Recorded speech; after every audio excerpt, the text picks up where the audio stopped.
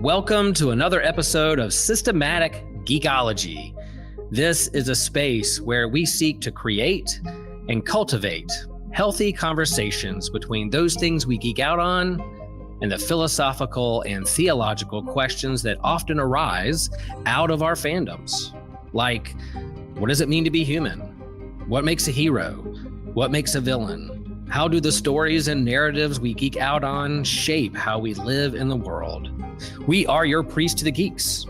We aren't all ordained, but we see ourselves as mediators at the intersection of geek culture and going deeper in our faith. We don't always have to agree, but we do respect each other, and we see everyone as a beloved child of God. Everyone geeks out on something, so come geek out with us and enjoy the show.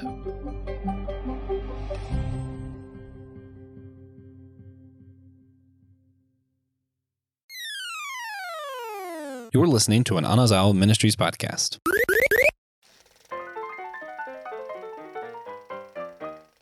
A movie drive-in at Christmas? Wow, this has my name all over it. Well, not literally, but give me time and some grounds. I am Joshua Noel here with the one and only Christian Ashley here for the Christmas Drive-In series, where we've been doing TV specials. We've done, Batman, the Joker Christmas. We've talked about the Supernatural Christmas. And now we are here with another one voted from our Facebook group, Priest to the Geeks. Make sure you join it. Links are somewhere. They voted to allow me also to talk about A Christmas Carol. I don't really like Christmas that much. I usually don't end up on the drive-ins that frequently. But for some reason, both Supernatural and Doctor Who made it to the drive-in this year. So here I am. And this is one of my, what I call my Christmas Fantastic Four. There are four things I have to watch every Christmas. And this has made the list for me is Doctor Who's A Christmas Carol, starring Matt Smith as the Doctor. The other ones, if you're wondering, It's a Wonderful Life, Miracle on 34th Street, In a Year Without a Santa Claus. That rounds out my Christmas Fantastic Four. It's a solid list. Yeah, I mean, I like them. What's your Christmas Fantastic Four? I don't have one. You've just crippled me with choice. On this episode, we were really prepared for. Yeah, Christian was not supposed to be on this episode, so it was supposed to be me and another host, and that didn't work out, so I got another host. So Christian's the backup. Really what it is Christian's on too many episodes, so I try really hard not to drag him into more. Or is it because I don't want y'all have to listen to him that much? One of those options. It's what happens is the flare, the bat symbol goes up, and of course I have to be the one to answer. Yeah. Also, for those wondering, he does have a recorder attached to his pants, and every time he walks into your house, it starts playing. No. The bat signal. Sorry, not symbol. Oh. Anyway, so Doctor Who, A Christmas Carol, one of my all-time favorite Christmas viewings. Christian, we're going to pretend we just got in the car. We went to the drive-in. We watched this on a big screen in the car, eating popcorn and stuff. And then you looked over to me after the showing, and what's the first thing you said? Well, Joshua, considering pretty much what happened today is you basically drove into my house, say, Christian, we're going to go see a movie together. Only it's not a movie. It's going to be a Doctor Who episode. You have 2 hours to prepare. And you know what? I got to watch it in that amount of time again because it's been a while. And I'm going to look at you and say, you know what? Despite all the damages you've caused to my home, I'm glad I watched this with you. Yeah. Matt Smith is one of my least favorite doctors, but some of my favorite episodes are Matt Smith episodes. This is one of them. And 2 of my favorite Doctor Who quotes are actually from this special. So it's possible that after the drive-in, I would have looked at you and said one of those. I might have been like, oh, that had my name all over it. Well, not literally, but give me time and some grounds. And it's also possible I would have looked at you and said, man, I thought you were somebody important, but it turns out somebody not important. But it turns out that even if I had 900 years of space and time travel, you still would not meet a person who wasn't important. It's crazy. Yeah. I love that moment when the Doctor just, he's doing his little going back and forth and being silly and acting childish bit and sees somebody frozen And it's like, oh, who's that? And you have definitely not Dumbledore or Scrooge, but both of those things. Go say, oh, don't worry about her. She's no one important. And the doctor just stops and goes, you know what's crazy? In 900 years of space and time travel, I've yet to meet a single person who wasn't important. And it just, I don't know, something about that one line that was kind of, it felt like a throwaway line, but also just beautiful. Yeah, it's a pretty baller line. I mean, for him, especially as someone who's traveled and he's seen a lot of people and he's seen the worst of humanity and other races and the Time Lords. And he's also seen the best. And every single one of them was notable in some way or fashion. And I appreciate that line a lot. Yeah. Insert rant from both of us about Imago Dei. So we're just going to brush right past that. For those who don't know, this isn't a direct retelling of A Christmas Carol. Rather, what happens is the doctor's companions, just going to, put a pin in that for now. They're in a trip. They get stuck on this planet that has a cloud belt with flying fish. Flying fish. How do people ever get bored? Who invented boredom? I could probably quote this whole special, but they get stuck. He ends up finding the man who has device, doohickey, that controls the cloud belt that can help them out, who's refusing because, I don't know, money, perhaps. Do you want to actually give a synopsis, or are you going to bungle your way through this? I'm going to bungle my way. No synopsis. Goddamn Himmel. The point is, because reasons, he needed to convince an old crotchety man to do the right thing. And as he was trying to figure out how to do that, he heard people singing A Christmas Carol, and the doctor basically recreates A Christmas Carol by visiting this man's past, showing him what's happening in the future, and also my favorite twist, actually. This is a lot of Stephen Moffat twists annoy me, but this one I thought was actually pretty good. Of, instead of showing him the future of what's going to happen, the man's prepared to be shown the future, and he goes, oh, I am showing it to you. And the child version of it walks out and sees what he becomes and is like, Dad? And it's like, ooh, yeah, that was hard. Since we're not doing a synopsis and Christian is annoyed. We're not doing a synopsis because we don't have time, Christian. But sure, go ahead and say the things you want to say about it. All right, so they're not stuck on the planet; they're stuck on a space liner, Amy and Rory, and they're about to all the sky. They're stuck in the sky belt of the planet still. Yeah, but they're on the ship about to die. It's Death Fresh Land because this whole planet is controlled by Kazran Sardick, whose dad basically made a way to where the clouds can be moved around for his own purposes. There's some vagueness to it. There's some that's legitimately explained about how he can control it to control the planet and its resources. That's why he has all the money and everyone under his thrall.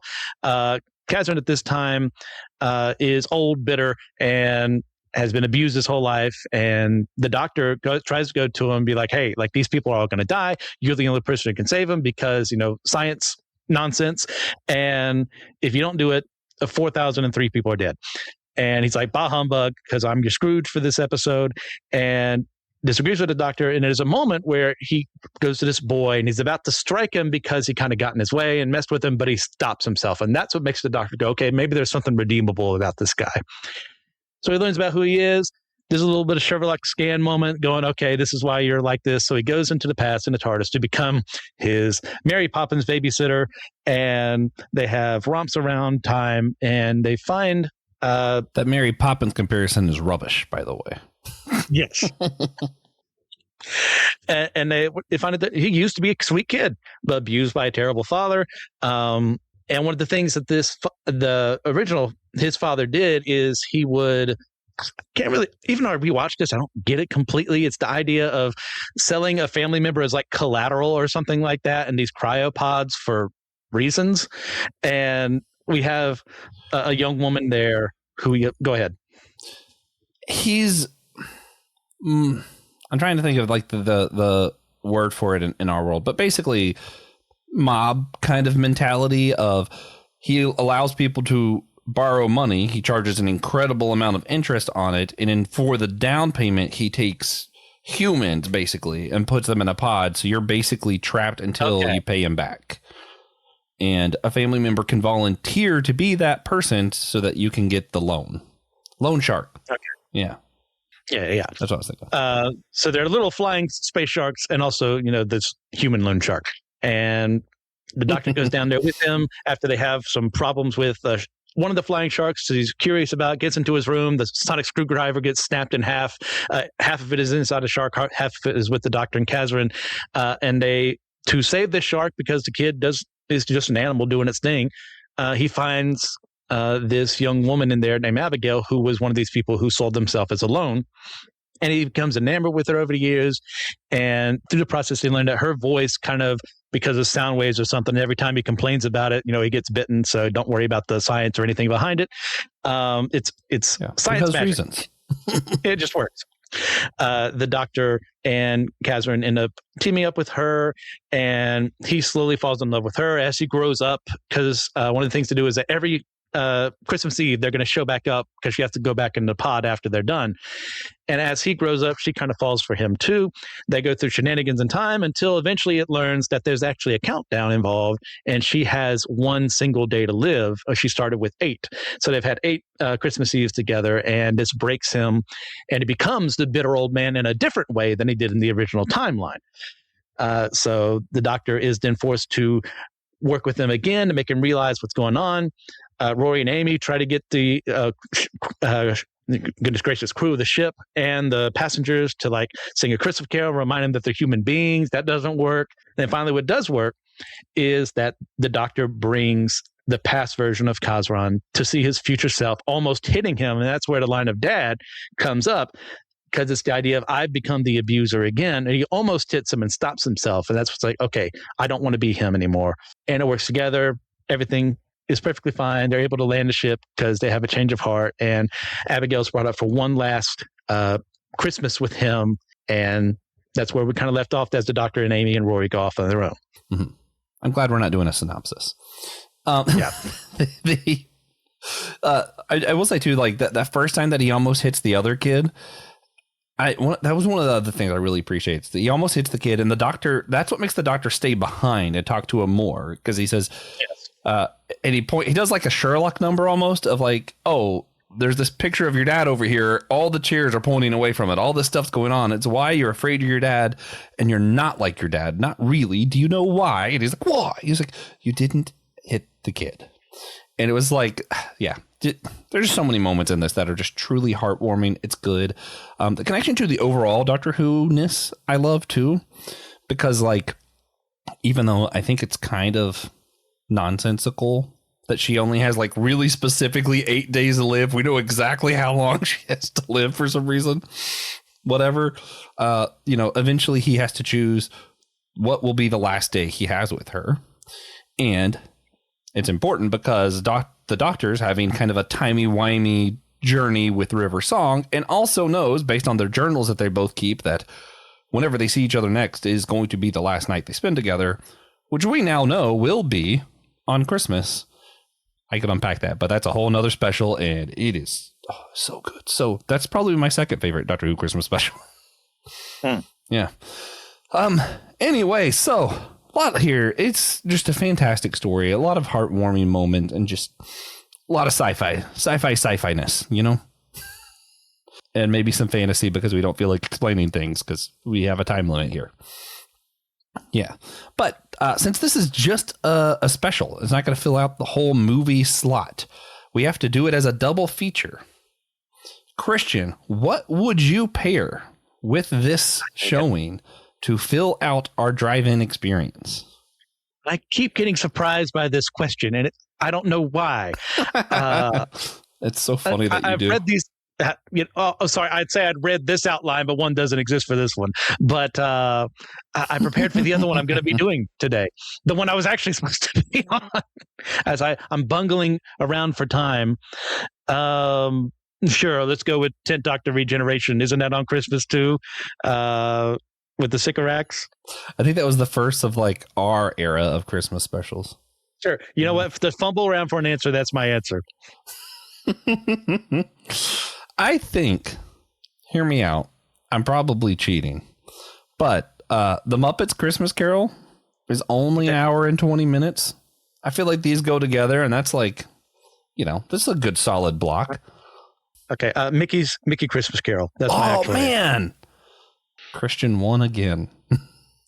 I have once again been defeated. Unless you ask TJ. TJ loves a Muppet Christmas Carol. I mean, they're both good. Yeah. And I think what stands out about the Doctor Who one is that it's not actually a Christmas Carol. They didn't go, you know what, let's redo that story again. They were like, we're going to incorporate the story in a respectful way, but tell our own story. Because with time travel. Yeah, of course. Oh man, so what is for you? What about this special really stands out, good or bad? That you're like, this is what makes this. I don't know. Works. Good, definitely. Seeing the Doctor care not only, I mean, he's got a personal stake in the story, and that Rory and Amy are going to die because if this doesn't happen the way he wants it to, that ship's going to crash land. But it's also he repeats 4,003 people are going to die. So he's doing whatever it takes to get that done. And he would easily have gone like Time Lord Victorious for a moment there if he hadn't have seen Kazran like not hit the kid.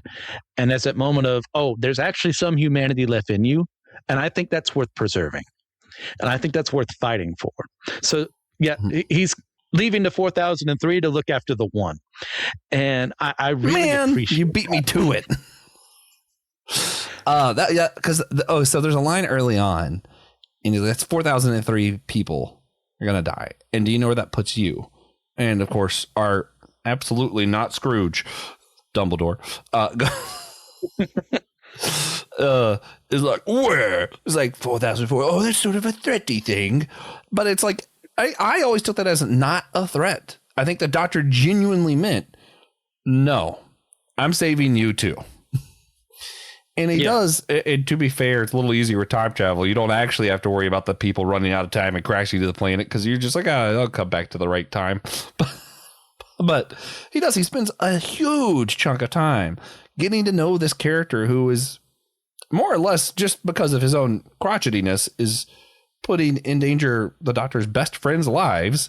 And he's like, I'm going to go back in time and you really get to know this guy and help him out and learn to kind of teach him to be a better person. And it's like the combination of like leaving the 99 for the one and loving your enemy to the extreme. Like, it's like, I'm going to do both of those things at the same time in the most extreme way possible. Yes. Yeah. And I think too, I like, and maybe this is as a Matt Smith hater, it makes me like it more, that the Doctor kind of misses it on this one.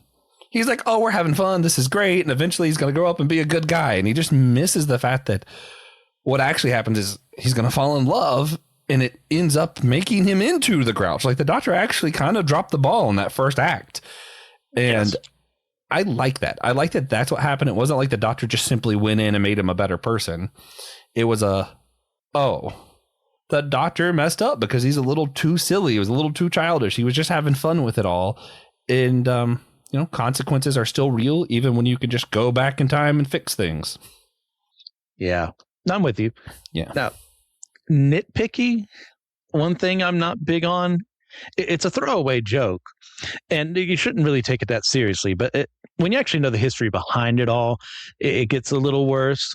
When they're in 1950s California and, Abigail and Kazran are having their time, like kissing each other. She's told them the news is going to be like the second to last Christmas Eve they can do this.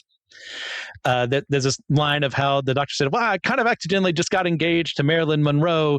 And then he gets upset with them for kissing just like he does with Amy and Rory because they're not focused on him because he's a little bit of a man-child in this, incarnation. Yes. Well, pretty much all of them, he's a man-child, but this is more exacerbated, shall we say.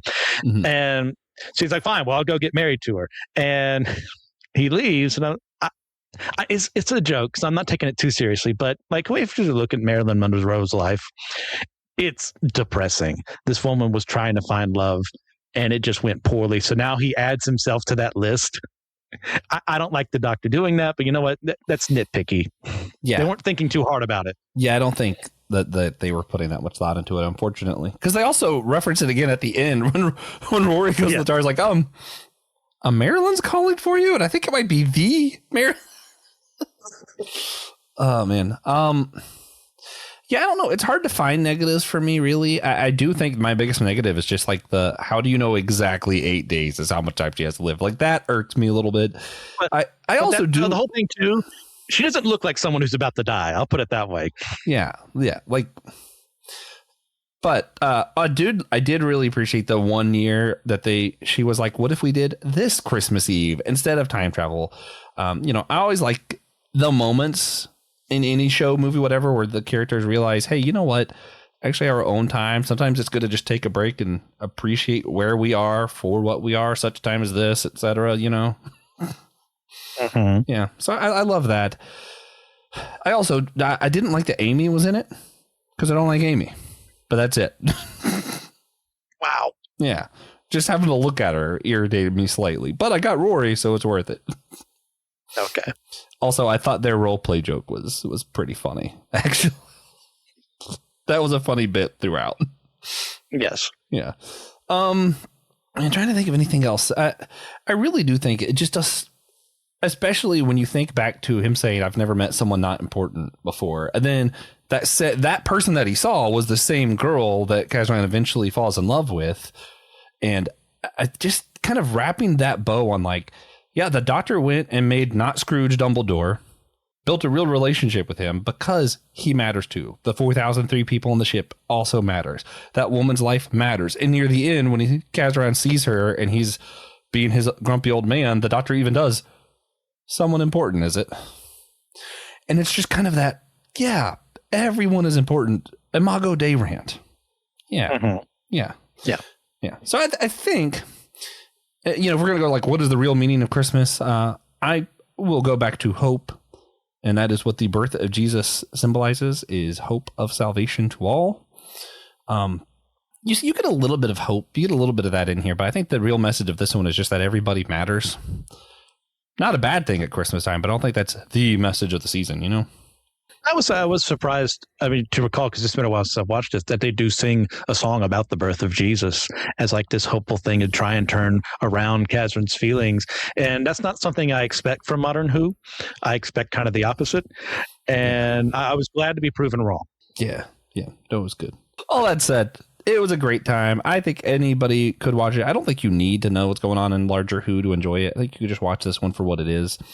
I mean, it's pretty standalone. Yeah. Even the line where he comes in from the chimney in like in the middle of this like Scrooge loan shark scene, like, who are you? He's like, oh, it's Christmas time. I was riding here. I saw a chimney and thought, oh, what the hell? It's just like, yeah, you know what? I got to give him that one. Yes. So if you haven't seen it, this is your call. It's Christmas time, A Christmas Carol. What the hell, guys? Might as well. So, Christian, with that said, if you were to design your own Christmas treat for the drive-in concession stand for this showing specifically of Doctor Who: A Christmas Carol, what would be the design and what would it be made of? Some type of confection, like in the form of a fish or shark, but that would have like this sonic screwdriver inside of it, but it'd be like, not hard candy or something. It'd be like a jelly. Oh, I like it. I like it. See, I was thinking of like doing like a 3D snack. It's just like a little miniature TARDIS that stands up, but it's a Rice Krispie treat. And like with icing decorations, so it looks like Christmas lights going around the TARDIS. That's what I'm thinking. And maybe some peppermint filling in the middle or something fun. If you're going to do like a 3D thing that's that thick, I think you have to have some kind of filling in it. And I like peppermint. So that's where I'm going to go. Yeah. Okay. Yeah. Good times. So with that, guys, I do hope that you'll take the time to rate and review this wherever you are listening. We appreciate it. Check our show notes for the playlist of the entire series so far of our Christmas special drive-in series. Our next one will be the day after Christmas, which is technically the second day of Christmas, if you're counting. And Christian will be there to wrap up with an actual double feature. So it might be a little bit longer than this one. Hang in there. I think it'll be a good time, and I think everybody's going to enjoy it. And with that, guys, please do us a big favor and remember that we are all a chosen people, a geekdom of priests.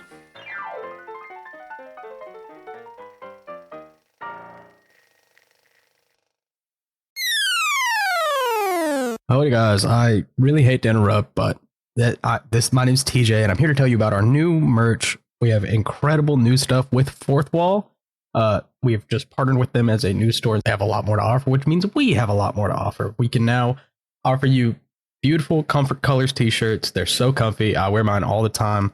And we've got it all now. Cups, hats, backpacks, pajamas. If you want your Systematic Geekology pajamas, you know where to go. My personal favorite is actually our Throne of Geeks shirt. It is Comfort Colors, blue, black, green, red, orange. And the shirts are just so nice. And the shirt itself, we've got the Throne of Iron geeked out. Because, that's our brand. We've got Mjolnir on there, the Buster Sword, Trident.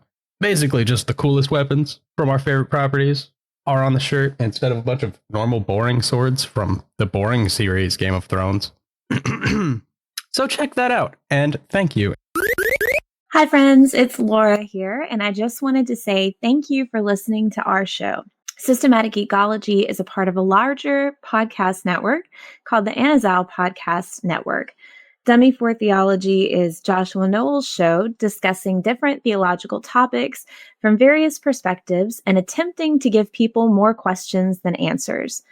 My Seminary Life is Brandon Knight's show. It started as him going through what he was learning in seminary, and after he graduated, he's been doing independent studies and has a lot of fun series like on hermeneutics, Bonhoeffer Summer, and worship. And then Friday Night Frights is a monthly show with Christian Ashley and Joe Day.